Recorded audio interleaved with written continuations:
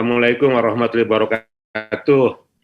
Ku abdi teu nganggo presentasi, teu nganggo bahan, panginten untuk yang berminat mendapatkan bahan presentasi ada di panitia. Ya, Pak Iwan, Bapak Ketua, Bapak dan Ibu sekalian yang kami hormati, saya masuk to the point.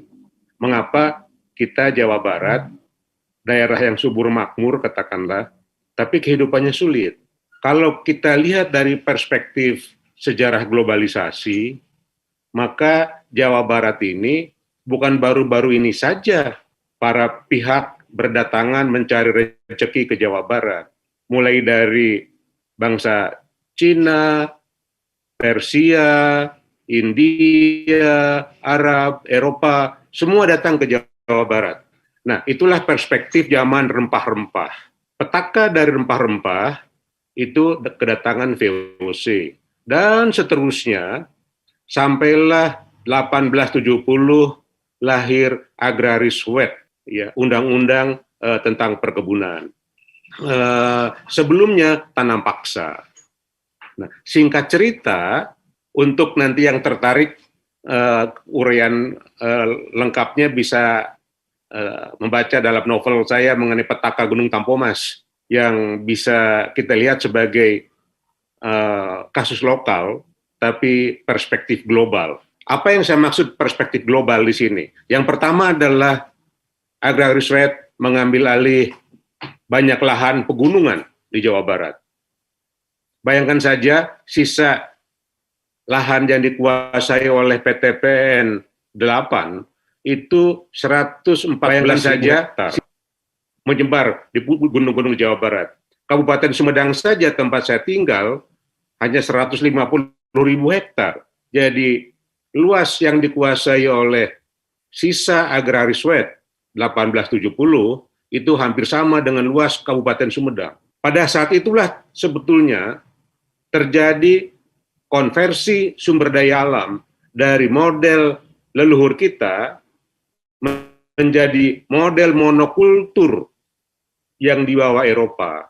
Yang membuat kita menderita adalah model monokultur teh, kopi, karet, dan sejenisnya itu ternyata kalau kita amati berdasarkan data selama 150 tahun sampai 200 tahun.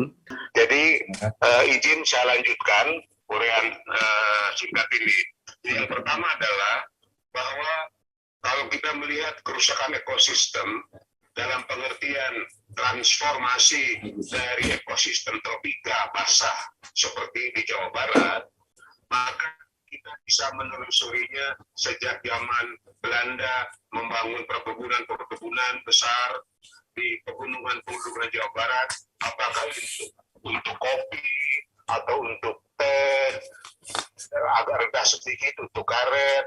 Di situ mengubah model heterogenik suatu ekosistem tropika menjadi monokultur. Ya, nah ini mengubah segala macamnya, termasuk aliran sungai, biodiversity, dan tidak kalah pentingnya juga mengubah tata budaya masyarakat di daerah yang bersangkutan dan daerah-daerah yang terkena oleh investasi besar-besaran di perkebunan. Ya. Nah, efeknya ke kiri ke kanannya.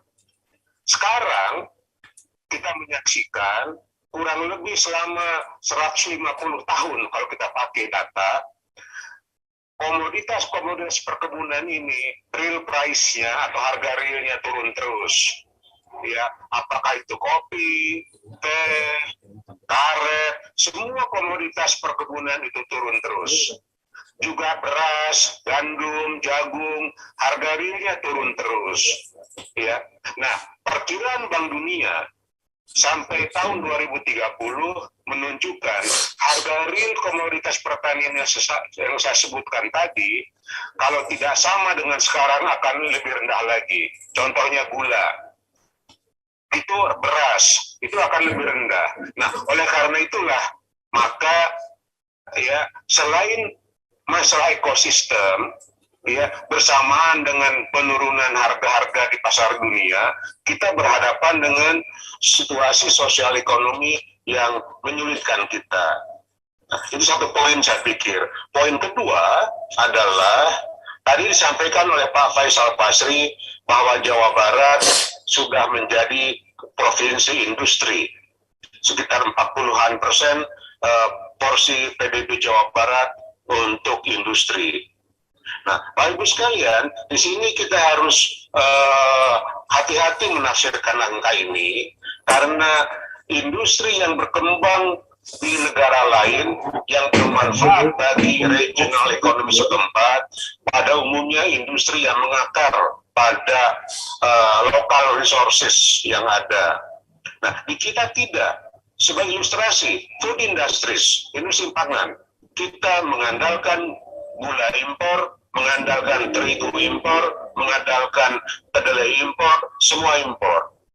Nah, oleh karena itu, tema yang dipakai sekarang, yaitu tema ketahanan budaya, ya, demikian penting.